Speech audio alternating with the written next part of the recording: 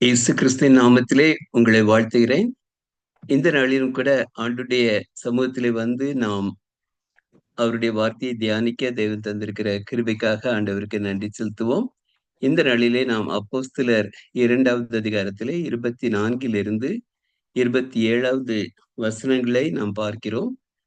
அங்கே சொல்லப்பட்டிருக்கிறது, பேதுரு அந்த பெரிய கூட்டத்துக்கு முன்பாக பேசும்போது ஆண்டவரின் உயிர்த்தெழுதலுக்கு ஆதாரமாக தாவீதின் வார்த்தைகளை அங்கே குறிப்பிடுகிறார். இயேசு கிறிஸ்து மரித்தார், ஆனால் மரணம் அவரை ஆண்டு கொள்வதில்லை. அங்கே சொல்லப்பட்டிருக்கிறது, தேவன் அவருடைய மரண உபாதிகளின் கட்டை அவிழ்த்து அவரை எழுப்பினார். அவர் மரணத்தினால் கட்டப்பட்டிருக்க கூடாதிருந்தது. மரணத்தை ஜெயித்த இயேசு கிறிஸ்து, அதன் மூலமாக அவர் நமக்கு முன்னதாக ஒரு முன்மாதிரியாக முதற் பலனாக மாறியிருக்கிறார். தாவீது சொல்லும்போது, கர்த்தரை எப்பொழுதும் எனக்கு முன்பாக நிறுத்தி நோக்கிக் கொண்டிருக்கிறேன், நான் அசைக்கப்படாதபடிக்கு அவர் என் வலது பாரிசத்திலே இருக்கிறார் என்று சங்கீதம் 16:8 நாம் வாசிக்கிறோம். இப்படிப்பட்ட ஒரு நம்பிக்கையை ஆண்டவர் உங்களுக்கும் எனக்கும் கூட கொடுத்திருக்கிறார். இந்த நாள் தொடர்ந்து பார்க்கிறோம். சங்கீதத்திலே, ஆகையால் என் இருதயம் பூரித்தது, என் மகிமை களி கூர்ந்தது, என் மாம்சமும் நம்பிக்கையோடே தங்கியிருக்கும். நம் எல்லோருக்கும் உயிர்த்தெழுதல் உண்மையான கிறிஸ்தவத்திற்கான அடிப்படையான நம்பிக்கை என்று சொல்லி நாம் பார்க்கிறோம். என் ஆத்மாவை பாதாளத்தில் விடீர், உம்முடைய பரிசுத்தவானின் அழிவை காண ஒட்டீர். இயேசு கிறிஸ்துவுக்கு அழிவு கிடையாது என்பதை உறுதி செய்வதற்காக இங்கே சங்கீதத்தை பேதுரு குறிப்பிடுவதை நாம் பார்க்கிறோம். கிறிஸ்து மரணத்தை வென்றார். அவர் உயிர்த்தெழுதலிலே முதற் பலனானார். தொடர்ந்து அந்த கிருபை, அந்த பெரிய நம்பிக்கை நமக்கு கொடுக்கப்பட்டிருக்கிறது. அவர் முதல் பலன். அவர் மூலமாக நீங்களும் நானும் அதே நம்பிக்கையோடு கூட இருக்கிறோம். இது ஒரு உன்னதமான கிறிஸ்தவத்தின் அடிப்படையான ஒரு சத்தியம் என்று சொல்லி நாம் பார்க்கிறோம். இந்த நாளிலே நாம் வேறு ஒரு மத பின்னணியில் இருந்து இயேசு கிறிஸ்துவை கல்லூரி பள்ளி நாட்களிலே அறிந்து கொண்டு அவருக்காக குறுகிய காலம் உன்னதமாக உண்மையாக ஊழியம் செய்து மரித்த ஒருவருடைய வாழ்க்கையை நாம் உயிர்த்தெழுதலுக்கு அடிப்படையாக நாம் இந்த நாளிலே தியானிக்கப் போகிறோம். இந்த நம்பிக்கையினால் தான் நாம் நடக்க ஆராதனை சொல்லும்போது, நாம் உடலை புதைக்கிறோம் என்று சொல்லாமல் உடலை விதைக்கிறோம் என்று சொல்கிறோம். இந்த மாதம் மார்ச் மாதம் 1 தேதியிலே 26 வயதான அருள் தமிழரசன் கோயம்புத்தூரிலே கர்த்தருக்குள்ளாக அடக்கம் பண்ணப்பட்டார். ஆண்டவருக்காக விதைக்கப்பட்ட அருமையான ஒரு விதை இவராக இருக்கிறார். இவரை குறித்து பார்க்கும்போது, ஆ சென்னையிலும் கோவையிலும் 3 ஆண்டுகள் கல்லூரி மாணவர்கள் மத்தியிலே வலிமையாக பணிபுரிந்தார். இவர் மூலமாக கிறிஸ்துவுக்குள் பலப்பட்டு மாணவ பணியிலே ஈடுபட்டவர்கள் அநேகர். அநேக மாணவர்கள் அந்த கூட்டத்திலே வந்தபோது கண்ணீரோடு கூட ஆண்களும் பெண்களும், ம் வாலிப பிள்ளைகள், கல்லூரி மாணவர்கள், மாணவிகள், பட்டதாரிகள் இவரை குறித்து சொல்லப்போது, அப்படிப்பட்ட ஒரு உருக்கமான ஒரு இடமாக, நிலைமையாக அந்த இது இருந்தது என்று சொல்லி பார்க்கிறோம். 1 ஆண்டுக்கு முன்பாக இவருக்கு புற்றுநோய் பாதிக்கப்பட்டார். அ இவர் பல இடங்களிலே 3 இடங்களிலே சிகிச்சை கொடுக்கப்பட்டது.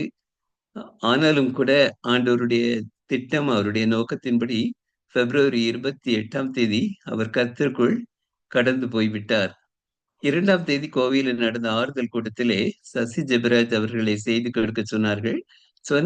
கேட்ட உடனே அவருடைய மனதிலே வந்த வார்த்தை, அவன் மரித்தும் இன்னும் பேசுகிறான், மரித்தும் இன்னும் பேசுகிறான். ஆபேலை குறித்து சொல்லப்பட்ட வார்த்தை, அது இந்த தமிழரசனுக்கும் பொருத்தமான ஒரு வசனமாக அமைந்தது என்று சொல்லி பார்க்கிறோம். அந்த கூட்டத்திலே வந்த எல்லோரும் பேசின பொழுது, எல்லோருடைய கண்களிலும் கலங்கி கண்ணீரோடு கூட அந்த நேரத்தை கண்டோம். அவர் மரித்தும் அவருடைய செய்கைகள், அவருடைய ஊழியங்கள் எந்த விதமாக செயல்படுகின்றது என்று சொல்லி பார்த்து தேவனுக்கு நன்றி செலுத்தத்தக்க ஒரு தருணமாக அது இருந்தது. இவர் எப்படி ஆண்டவரை ஏற்றுக்கொண்டார்? தன்னுடைய இளமை பருவத்திலே அங்கே ஒரு அம்மா நடத்தின ஒரு சண்டே ஸ்கூல், அதிலே இவர் போய் பங்கு பெற்று வந்தார். பல நேரங்களிலே அவர்களுக்கு தொல்லை கொடுத்து கூடிய ஒருவராக, ஒரு மாணவனாக இருந்தார். ஆனால் அந்த ஆசிரியர் தொடர்ந்து இவர்களுக்காக ஜெபித்து வழிநடத்தின போது, இயேசு கிறிஸ்துவை இவர் சொந்த இரட்சகராக அறிந்து கொண்டார். நம்முடைய வாழ்க்கையிலும் கூட நம்முடைய சபையிலே, நம்முடைய வீடுகளிலே இந்த ஞாயிறு பள்ளிகள் மூலமாய் அநேகருக்கு நாம் ஆண்டவரை அறிவிக்க முடியும். நம்முடைய சபையில அந்த விதமாக செய்யப்பட்டு பல இடங்களிலே திருச்சபைகள் உருவாகி இருக்கின்றன.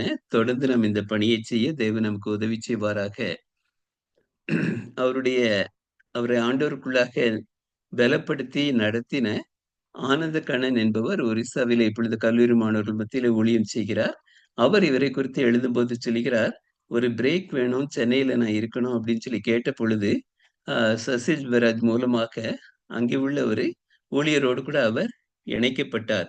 அந்த நாட்களில் அவர் அவரை ஊழியத்துக்காக நடத்தினார். அண்ட் ஆனந்த கண்ணன் சொல்லுவது, பிறர் மேல் இருந்த கரிசனை இந்த தம்பிக்கு, தமிழரசனுக்கு ஐக்கியத்தில் இருந்த ஒவ்வொருவரை குறித்தும் தெளிவாக கேட்டு அவர்களுக்காக ஜெபித்து ஆண்டவருக்குள்ளாக பலப்படுத்தினார் என்று சொல்லி பார்க்கிறோம். இவருடைய திருமணங்கள் குறித்து யோசித்தபோது, இவருடைய எதிர்காலத்திலே ஒரிஸ்சாவிலே ஒரு ஊழியம் செய்ய விருப்பமாக இருந்தார். எனவே அதை குறித்து இவரோடு கூட பகிர்ந்து கொண்டார். பின்னதாக பார்க்கும்போது, அ அவருடைய உருக்கமான காரியங்கள், கல்லூரியிலே படிக்கும்போது நல்ல வாட்டசாட்டமாக, கெம்பீரமாக, அழகாக இந்த தம்பி இருந்தார். ஆனால் அதே சமயத்திலே இந்த புற்றுநோய் வந்து அவரை உருக்குலைத்த நிலைமையிலே பார்க்கும்போது வேதனையாக இருந்தது.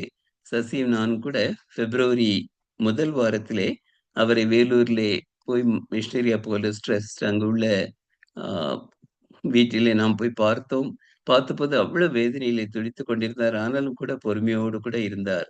ஆண்டவர் அவருக்கு தந்த கிருபை என்று சொல்லி பார்க்கிறோம். அ அவர் மூலமாக சசிக்கு அவர் அறிமுகமானார். பின்னர் சென்னையில ஊழியம் செய்கிற மெர்க்குரி அவரை ஊழியத்துக்குள்ளாக நடத்தினார். அவரை குறித்து இப்ப சொல்லும்போது பார்த்த உடனே அவருக்கு தைரியம் உள்ளவர். அவர் கர்த்தருக்காக இருந்த வைராக்கியத்தை நான் கண்டேன் என்று சொல்லி தம்பி மெர்க்குரி இவரை குறித்து கூறுகிறார். தொடர்ந்து ஆ செப்டம்பர் 21ஆம் அ ஆண்டிலே இவர் கிறிஸ்துவுக்குள்ளாக இந்த ஊழியத்துக்குள்ளாக இணைக்க தேவன் கிருபை செய்தார். 3 ஆண்டுகள் இந்த ஊழியத்திலே தொடர்ந்து இருந்தார். அவர் உடன் ஊழியர். ஆனால் அவர் எங்கள் சகோதரர். தைரியமும் தேவனுக்காக வைராக்கியமும் கொண்டவர். எதையும் எளிதாக கற்றுக்கொள்பவர். பல தாளந்துகளை கொண்ட இவர் முழு இருதயத்தோடு கூட ஊழியம் செய்தார். சொன்ன மாணவர்கள் அதைத்தான் சொன்னார்கள். "அண்ணே நான் இந்த இடத்துல இருக்கிறேன்" என்று சொல்லும்போது, உடனே பைக் எடுத்துக்கொண்டு வந்து விடுவார். அவர்களுடைய தேவைகளை சந்திக்க, அவர்களை ஊக்கப்படுத்த, அவர்களை பலப்படுத்த என்று சொல்லி பல வகைகளிலே இவர் செய்த ஊழியத்தை நாம் பார்க்கிறோம். தொடர்ந்து பார்க்கும்போது, இந்த மெர்க்குரி குடும்பத்தோடு கூட அவர் இருக்கிறார். அண்ட் அனைத்து பகுதிகளிலும் he was a disciplined person. வாழ்க்கையின் எல்லா பகுதிகளிலும் ஒழுங்கை கடைப்பிடித்த ஒருவராக தமிழரசன் விளங்கினார் என்று சொல்லி பார்க்கிறோம். ஹெல்த்த குறித்து அவர் நெக்லெக்ட் பண்ணினார் என்று சொல்ல முடியாது. எல்லா வகையிலும் அக்கறை உள்ளவர். எனவே தான் தன்னுடைய சரீரத்தை நல்ல விதமாக வைத்துக்கொண்டு இருந்தார். ஆனால் அ ஆண்டவர் அனுமதித்தது இந்த புற்றுநோய் வந்தது அவருக்கு. அவருடைய விசுவாசமும் உத்தமமான ஒன்றா இருந்தது. அப்படிப்பட்ட ஒரு அருமையான ஒரு சகோதரர்.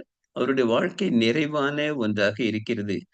பவுல் சொன்னார் அல்லவா, "நல்ல போராட்டத்தை போராடினேன், ஓட்டத்தை முடித்தேன், விசுவாசத்தை காத்துக்கொண்டேன்" என்று சொல்லி. அப்படிப்பட்ட விதத்திலே இந்த தம்பியுடைய வாழ்க்கை இருந்தது என்று சொல்லி நாம் பார்க்கிறோம். அவருடைய வாழ்க்கை அப்படி நிறைவாக இருந்ததினாலே, 3 ஆண்டுகளை ஒட்டிதான் அவர் ஊழியத்திலே இருந்தார். அந்த 3 ஆண்டுகளிலே அவர் மூலமாக கிறிஸ்துவுக்குள்ளாய் வந்த, கிறிஸ்துவுக்குள்ளாய் பலப்பட்ட அநேகர் இருப்பதை நாம் கேள்விப்படுகிறோம். எனவே ஆண்டவர் அவருக்கு கிருபையாக அந்த கிருபையை தந்தார். இயேசு கிறிஸ்து கூட 3 1/2 ஆண்டுகள் பப்ளிக் மினிஸ்ட்ரியில இருந்தபோது, அதன் மூலமாக அவர் பெரிய காரியங்களை செய்தார்.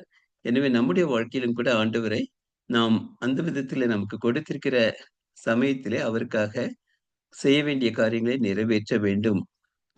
கோயம்புத்தூர்ல ஜேம்ஸ் ராஜ்குமார் இந்த சகோதரர் தான் இவருடைய தமிழரசனுடைய ஊழியத்துக்கும் பொறுப்பாக இருந்தார். அதே சமயத்திலே அவர் வியாதியினாலே பாதிக்கப்பட்ட போது உடனடியாக அவருக்கான எல்லா காரியங்களையும் கடைசி வரை ஜேம்ஸ் ராஜ்குமார் செய்தார். இவர் அதை சொல்லும்போது எந்த பொறுப்பு கொடுத்தாலும் உற்சாகமாக ஏற்றுச் செய்வார். பண விஷயத்திலே மிக உண்மையாக இருப்பார். சொன்னார், ஒரு ₹100 கொடுத்து ஏதாவது ஸ்டேஷனரி வாங்கி கொண்டு வா என்றால் ₹70 என்றால், அந்த மீதி ₹30 உடனே ஜிபே செய்து விடுவாராம். அப்படிப்பட்ட ஒரு அருமையான ஒரு தம்பி பணக்காரங்களிலே உத்தமமாக இருந்தவர். வியாதியின் சமயத்திலே கூட பொறுமையோடு கூட அதை கம்ப்ளைண்ட் பண்ணாதபடிக்கு பொறுமையோடு சகித்தார் என்று சொல்லி சகோதரர் ஜேம்ஸ் அவரை குறித்து சொல்லுவதை பார்க்கிறோம். அண்ட் அவருடைய குடும்பத்திலே தகப்பனார் இறந்து விட்டார். அவருடைய தாயாருக்காக ஜெபியுங்கள். அவர்களும் கல்லூரியிலே படிக்கக்கூடிய தங்கை முதலாண்டு படித்துக் கொண்டிருக்கிறாள். இந்த தங்கை பின்னதாக அவருடைய பாட்டி. இந்த 3 பேரும் அவர்கள் கிறிஸ்துவுக்குள்ளாக இப்பொழுது நம்பிக்கை வைத்திருக்கிறார்கள். முழுமையான விதத்திலே அவர்கள் கிறிஸ்துவுக்குள்ளாக வந்து ஆண்டவருக்காக வாழ வேண்டும். ஒருவேளை இந்த சரீரத்தை எடுத்து அந்த வேனிலே வைத்து அடக்கத்துக்காக கொண்டு போகும்போது, பாட்டி she was crying in desperation. அதை எல்லோரும் கேட்க முடிந்தது. "போடா போ! உன் இயேசுவும் உன்ன காப்பாத்தல. எங்க சாமி உன்ன சும்மா விடாது" என்று சொல்லி அந்த பாட்டி கோபத்திலே சத்தம் போட்டதை எல்லோரும் கேட்டோம். ஆனால் அதே சமயத்தில் இதற்கு பின்னதாக அவருடைய வாழ்க்கையின் காரியங்களை எல்லாம் கேட்ட பொழுது, சசியிடத்தில் அவர் சொன்னது, "நானும் கூட இந்த கிறிஸ்துவை பின்பற்றலாம் என்று நினைக்கிறேன்" என்று சொல்லி அவர்கள் சொன்னார்களாம். தாய் இப்பொழுது விசுவாசிக்கிறார்கள். அவர்கள் ஆண்டவருக்குள்ளாக வந்து ஆண்டவருக்குள்ளாக வாழ வேண்டும் என்ற விருப்பத்தோடு கூட இருக்கிறார்கள். கல்லூரியிலே படிக்கும் தங்கையும் நம்புகிறாள். இந்த 3 பேரும் இப்பொழுது ஆண்டவரை மாத்திரம் நம்பி இருக்கிறார்கள். இவர்கள் ஆண்டவருக்குள்ளாக பலப்பட்டு ஆண்டவருக்காக வாழ வேண்டும் என்பது இந்த குடும்பத்துக்காக நம்முடைய ஜெபமாக இருக்க வேண்டும். இவர் அருமையான தாளந்து படைத்தவர் இந்த தம்பி. அது பின்னதாகத்தான் தெரிந்தது. ஒரு சிலருக்கு அவர் தனிப்பட்ட விதத்திலே வரைந்து அனுப்பின காரியங்களை மெர்க்குரி கலெக்ட் பண்ணி கொடுத்திருந்தார். இதிலே ஒன்று இங்கே பார்க்கிறோம். "I will go where you want me to go." ஆண்டவரே நீர் என்னை எங்கே அனுப்ப சித்தமாயிருக்கிறீரோ, அந்த இடத்திற்கு நான் போக ஆயத்தமாயிருக்கிறேன் என்று அவர் சொல்லியிருந்தார். அங்க ஒரு பெரிய பட்டணம் போல ஒரு பகுதியை பார்க்கிறோம். அந்த படத்தை வரைந்து, "நீர் விரும்பும் இடத்திற்கு நான் போக ஆயத்தம்." நம்முடைய வாழ்க்கையிலே கூட ஒருவேளை பல நேரங்களிலே ஒரு நல்ல ஒரு வேலை கிடைத்தது, சொந்த வீடு கட்டிவிட்டேன் என்று சொல்லி செட்டில்டாக அநேகர் இருப்பதை பார்க்கிறோம். அப்படி இல்லாதபடிக்கு ஆண்டவர் என்னை எங்கே போகச் சொன்னாலும் நான் போக ஆயத்தம் என்று சொல்லி நாம் இருப்போமானால், தேவன் நம்மை எடுத்து பயன்படுத்த முடியும். நீர் விரும்புகிற இடத்திற்கு நான் போக ஆயத்தம். நம்முடைய வாழ்க்கையில ஆண்டவர் பேசுவாரானால், ஒருவேளை தேவையுள்ள பகுதிகளுக்கு குறைந்த காலத்திலோ அல்லது மிகுதியாகவோ நம்முடைய வாழ்க்கையை இன்வெஸ்ட் பண்ணுவதற்கு ஆண்டவர் நமக்கு கிருபை தர வேண்டும். தொடர்ந்து பார்க்கிறோம். உண்மையான அழகு என்பது உள்ளத்திலிருந்து வருகிறது, வெளிப்படையாக அல்ல என்று சொல்லி அடுத்த ஒரு படத்திலே அவர் வரைந்திருக்கிறார். எனவே வெளிப்புறமான அழகு அல்ல, இருதயத்திலே தோன்றும் அழகே முக்கியமானது என்று சொல்லி 1 பேதுரு 3வது அதிகாரம் 4வது வசனத்திலே இவர் கூறுவதை பார்க்கிறோம். ஆண்டவருக்கு எந்த இடத்தில் இருந்தாலும், "ஆண்டவரே என்னை அனுப்பும்" என்று சொல்லி ஏசாயா 6:8 சொல்லுவது, "இதோ அடியேன் என்னை அனுப்பும்" என்று சொல்லி ஏசாயா ஒப்புக் கொடுத்தது போல, இவருடைய வாழ்க்கையும் ஆண்டவருக்காக ஒப்புக் கொடுத்த ஒன்றாக இருக்கிறது. யாரை நான் அனுப்புவேன்? யார் என் காரியமாக போவான்? என்று சொல்லி ஆண்டவர் கேட்கும்போது, "ஆண்டவரே என்னை அனுப்பும்" என்று சொல்லி சொல்வதற்கு நாம் ஆயத்தமாக இருக்கிறோமா? ஆண்டவருடைய மெல்லிய சத்தத்தை கேட்டு, "ஆண்டவரே என்னை அனுப்பும்" என்று சொல்லி சொல்ல நாம் ஆயத்தமாக இருக்கிறோமா என்று சொல்லி நம்மை நாமே ஆராய்ந்து பார்க்கலாம். இதுவும் அவருடைய மனநிலையை குறிக்கக்கூடிய ஒன்றாய் இருக்கிறது. When other people fail to express their love to us, we can always depend on Jesus. நம்முடைய வாழ்க்கையிலும் கூட மற்றவர்கள் நமக்கு அன்பை காட்டாத சூழ்நிலைகளிலே, அப்படிப்பட்ட நிலைமைகளிலும் ஆண்டவரை நாம் நம்பி இருக்க முடியும். ஏனென்றால் இயேசு கிறிஸ்துவினுடைய அன்பு மாறாதது, அது என்றும் குறையாதது. அதை நாம் எப்பொழுதும் நம்பி இருக்கலாம் என்று சொல்லி அவர் எழுதியிருக்கிறார். தொடர்ந்து பார்க்கும்போது, அ ஆண்டவர் "Let the Lord use you to accomplish his great purpose." ஆண்டவர் உங்களை அவருக்காக வைத்திருக்கிற பெரிய நோக்கத்தை நிறைவேற்றும்படியாக பயன்படுத்துவாராக. ஆண்டவர் உங்களை எடுத்து பயன்படுத்த வேண்டும் என்பது அவருடைய விருப்பமாக, வாஞ்சையாக இருந்தது. நம்முடைய வாழ்க்கையிலும் கூட நமக்கென்று சொல்லி தேவன் வைத்திருக்கிற ஒரு நோக்கம், அதை நாம் நிறைவேற்றுகிறதற்காக, "நீர் எனக்கு நியமித்த ஊழியத்தை செய்து முடித்தேன் என்று சொல்லி இயேசு கிறிஸ்து சொல்கிறார். நம்முடைய வாழ்க்கையிலே நாம் அந்த விதமாக சொல்ல முடியுமா என்று சொல்லி பார்ப்போம். நாம் அறிந்து பார்க்க வேண்டும். என்னுடைய வாழ்க்கைக்கு என்று சொல்லி தேவன் என்ன திட்டம் வைத்திருக்கிறார்? அதை நான் நிறைவேற்றுவதற்கு விருப்பமாக இருக்கிறேனா என்று சொல்லி, ஒருவேளை இந்த தம்பியோடு கூட தமிழரசனோடு கூட எங்களுக்கு குறுகிய காலம்தான் அவரோடு கூட நேரம் செலவிட முடிந்தது. ஆனாலும் கூட அவருடைய வாழ்க்கையிலே கண்ட காரியங்கள் அற்புதமான காரியங்களாக இருக்கிறது. நம்முடைய வாழ்க்கைக்கும் ஆண்டவருடைய நோக்கத்தை நிறைவேற்றுகிறதுக்காக இருக்கிறோமா? அல்லது ஏதோ வந்தோம், வாழ்ந்தோம், போனோம் என்ற விதத்திலே இருக்கிறோமா என்று சொல்லி யோசிக்கலாம். அது மாத்திரமல்ல, இவர் இது கடைசியாக வரைந்தது என்று சொல்லி நினைக்கிறேன். என்றால் 25வது இந்த ஆண்டிலே சென்னையிலே நடந்த ஒரு முகாமுக்காக, அதுக்காக இவர் வரைந்த ஒரு காரியம். "ஐ loved you at your darkest." ஒருவேளை அவருடைய அப்பொழுது அவருக்கு தெரிந்திருக்கும். தன்னுடைய மரண நாள் பக்கமாக வருகிறது என்று சொல்லி, அந்த சூழ்நிலையிலே, "உன்னுடைய இருட்டான சமயத்திலும் நான் உன்னை நேசிக்கிறேன்" என்று சொல்லி ஆண்டவர் கூறுகிறார். நம்முடைய வாழ்க்கையிலும் கூட நாம் நலமாக இருக்கும்போது, எல்லா காரியங்களும் நல்ல விதமாய் இருக்கும்போது, நாம் ஆண்டவருடைய அன்பை ருசிப்பது, அவருக்காக வாழ்வது எளிதான காரியம். ஆனால் நாம் நினையாத விதத்திலே நம்முடைய சுகவீனத்திலோ, அல்லது பலவீனத்திலோ, இழப்பிலோ, அந்த சூழ்நிலையிலும் ஆண்டவர் நம்மை நேசிக்கிறார் என்பது உத்தமமான காரியம். அது நமக்கு ஊக்கத்தை தரக்கூடிய ஒன்றாக இருக்கிறது என்று சொல்லி பார்க்கிறோம். நம்முடைய வாழ்க்கையிலே இயேசு கிறிஸ்து 3 1/2 ஆண்டுகள் ஊழியம் செய்து கடந்து போனார். ஆனால் அந்த 3 1/2 ஆண்டுகளில் அவர் நிறைவேற்றின ஊழியங்கள் நமக்கு தெரியும். இவரும் கூட 3 ஆண்டுகள் போல இருந்து ஊழியத்தை நிறைவேற்றி கர்த்தரிடம் சென்றதை நாம் பார்க்கிறோம். நமக்கு நியமித்த வாழ்க்கையிலே, ஊழியத்திலே நாம் ஓடி நமது வாழ்க்கையை நடத்த தேவன் நமக்கு உதவி செய்ய வேண்டும். பவுல் சொல்லுகிறார், "நல்ல போராட்டத்தை போராடினேன், ஓட்டத்தை முடித்தேன், விசுவாசத்தை காத்துக்கொண்டேன்" என்று சொல்லி, நம்முடைய வாழ்க்கை குறித்து நாம் அந்த விதமாக சாட்சி சொல்ல முடியுமா என்று சொல்லி நாம் ஆராய்ந்து பார்க்கலாம். பேதுரு அங்கே சொல்லும்போது, "கர்த்தரை எப்பொழுதும் எனக்கு முன்பாக வைத்திருக்கிறேன். அவரின் வலது பார்சத்தில் இருக்கிறபடியால் நான் அசைக்கப்படுவதில்லை." இயேசு கிறிஸ்து மரித்து, அதோடு கூட அவருடைய வாழ்க்கை முடியவில்லை. அதோடு கூட அவருடைய வாழ்க்கை பாதாளத்திலே முடியவில்லை. உயிர்த்தெழுந்து மரணத்தை ஜெயித்து, அதே பாதையை நமக்கும் காட்டிச் சென்றிருக்கிறார். எனவே நமக்கு அது ஒரு பெரிய ஒரு நம்பிக்கை. இயேசு கிறிஸ்து மரித்து உயிர்த்தெழுந்த அதன் மூலமாக நமக்கும் நம்முடைய எதிர்காலத்தை குறித்து நம்பிக்கை உண்டு. ஒருவேளை தமிழரசன் ஆண்டவருக்காக இருந்து மரித்து கடந்து போனார். ஆனாலும் அவரை ஒரு நாளிலே நாம் பார்ப்போம். அதேபோல அந்த நம்பிக்கை நமக்கு இருக்கிறதுனாலே, எந்த சூழ்நிலைகளையும் நாம் தைரியமாக சந்திக்க முடியும். ஆண்டவருக்காக வாழ முடியும். அவருக்காக பிர பிரத பெரிய காரியங்களை நாம் செய்ய முடியும் என்று சொல்லி பார்க்கிறோம். எபிரேயரிலே நாம் வாசிக்கிறோம். ஆ மேகம் போன்ற இத்தனை திரளான சாட்சிகள் நம்மை சூழ்ந்து கொண்டிருக்க, ஒருவேளை தமிழரசனும் ஒரு சாட்சியா இருக்கிறார். நம்மை விட்டு கடந்து போயிருக்கிறார். எத்தனையோ பேரை குறித்து நாம் வாசித்திருக்கிறோம், கேட்டிருக்கிறோம், கண்டிருக்கிறோம். இந்த சாட்சிகள் எல்லோரும் நம்மை சூழ்ந்து கொண்டிருக்கும்போது, எவைகளை நாம் தள்ளிவிட வேண்டும்? பாரமான யாவற்றையும், நம்மை சுற்றி நெருக்கி நிற்கிற பாவத்தையும், பாவம் எங்கோ தூரத்திலே அல்ல, நம்முடைய பக்கத்திலே, நம்முடைய மனதிலே, நம்முடைய இருதயத்திலே நெருக்கி வருகிறதை பார்க்கிறோம். அவைகளை ஆண்டவருடைய பலத்தினாலே நாம் தள்ளிவிட வேண்டும். நாம் யாரை பார்த்து ஓட வேண்டும்? நம் இயேசு கிறிஸ்துவை நோக்கி. ஏனென்றால் அவர்தான் விசுவாசத்தை துவக்குகிறவர், முடிக்கிறவர். அது மாத்திரமல்ல, நமக்கு என்று சொல்லி நாம் ஒவ்வொருவருக்கும் ஆண்டவர் ஒரு ஓட்டத்தை, ஒரு வாழ்க்கை பாதையை வைத்திருக்கிறார். அந்த பாதையை நாம் பொறுமையோடு ஓட தேவன் நமக்கு உதவி செய்ய வேண்டும். ஆண்டவருடைய சமூகத்தில் நாம் இருக்கும்போது நம்முடைய வாழ்க்கை பாதையை ஆண்டவர் நமக்கு திட்டத்தை காண்பிக்கிறார். அப்பொழுது இயேசு கிறிஸ்துவை நோக்கி நமக்கு நியமித்திருக்கிற ஓட்டத்திலே தொடர்ந்து ஓடும்போது நம்முடைய வாழ்க்கை நிறைவானதாக, நானும் அவைகளுக்கு ஜீவன் உண்டாயிருக்கவும் அது பரிபூரணப்படவும் வந்தேன் என்று ஆண்டவர் சொன்ன அந்த வாழ்க்கையை நாமும் நடத்தலாம்.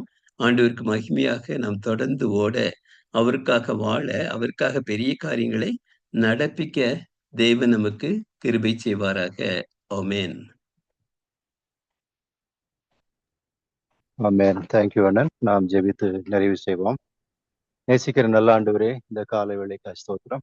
இந்த நாளிலும் உமது சத்தியத்தை நாங்கள் கேட்க கிருபைப்படுத்தீர். மேகம் போன்ற திரளான சாட்சிகள், தமிழ் அரசனை போல எத்தனையோ சாட்சிகள் எங்களுக்கு முன்னே இருக்கிறார்கள்.